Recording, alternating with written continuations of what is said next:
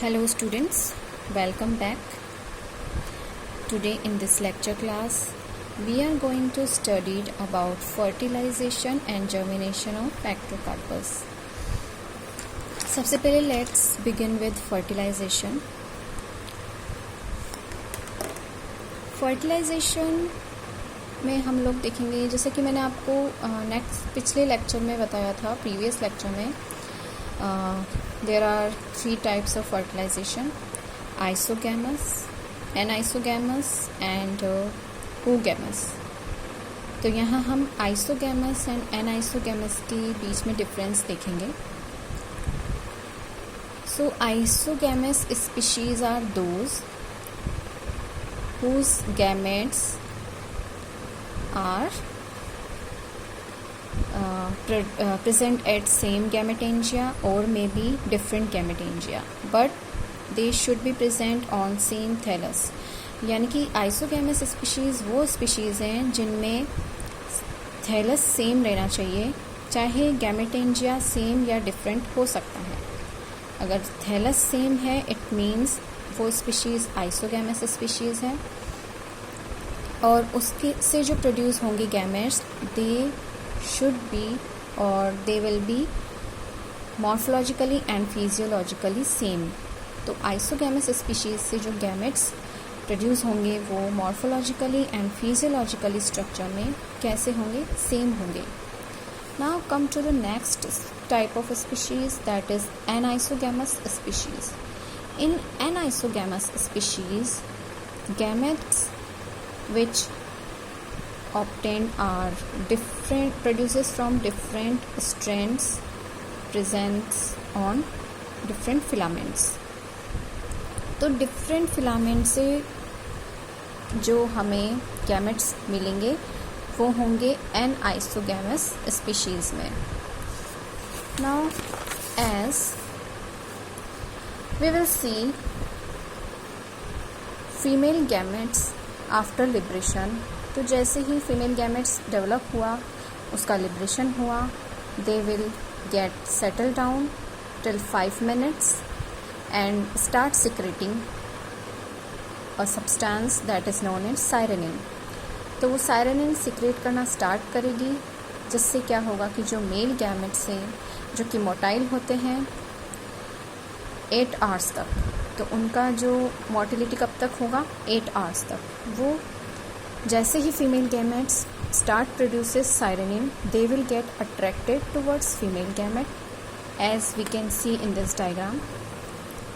This one is female gamete and these all are male gamete, जैसा कि हमने previous lecture class में देखा था.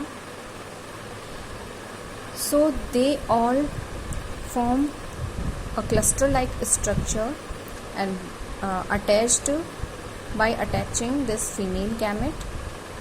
So this structure is known as clump formation. This process is also known as clump formation. तो clump formation हो गया. Now what happened? Out of all of these male gametes, only one male gametes start contract its flagella and move towards this female gamete, and then what happened, they will get fused. As they will get fused,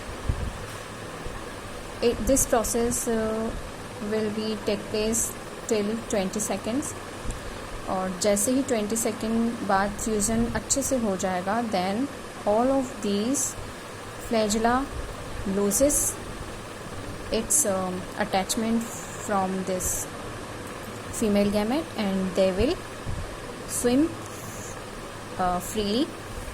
तो ये जो male gametes हैं ये freely swim हो जाएंगे और इनका जो अटैचमेंट है वो लूज़ हो जाएगा, अट्रैक्शन लूज़ हो जाएगा. उसके बाद क्या होगा, जो मेल गैमेट और फीमेल गैमेट का फ्यूजन हुआ था, दे विल फॉर्म जाइगोस्पोर. तो ये जो जाइगोस्पोर है इसका फॉर्मेशन यहाँ तक हो गया. तो इसका क्या मतलब है कि फर्टिलाइजेशन इज़ कंप्लीटेड. तो अब जो है फर्टिलाइजेशन कंप्लीट हो गया.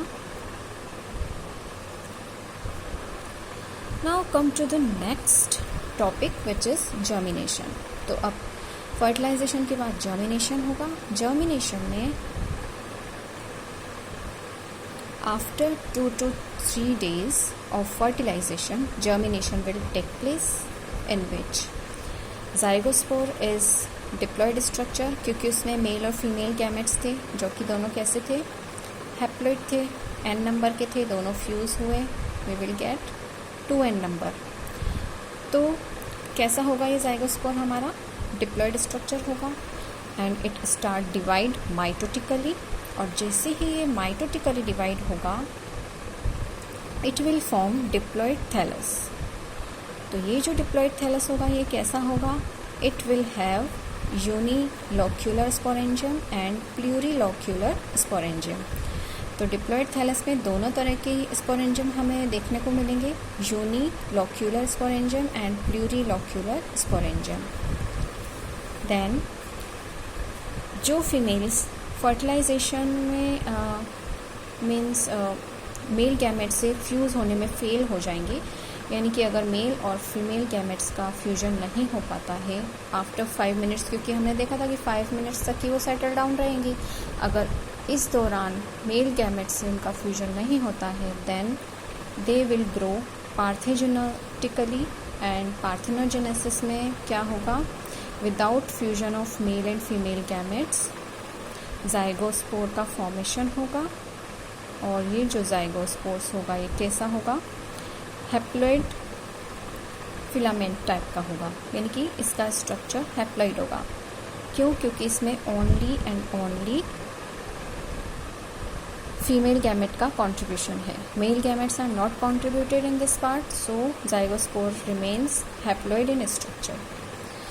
तो ये हो गया fertilisation and germination found in ectocarpus. In our next lecture we will talk about alternation of generation. So after that lecture we have complete our topic ectocarpus, and till then if you have any problem you can ask me, and I will definitely help you in explaining, and I will try surely at my best to solve your problems and doubts. And till then, happy learning and enjoy learning.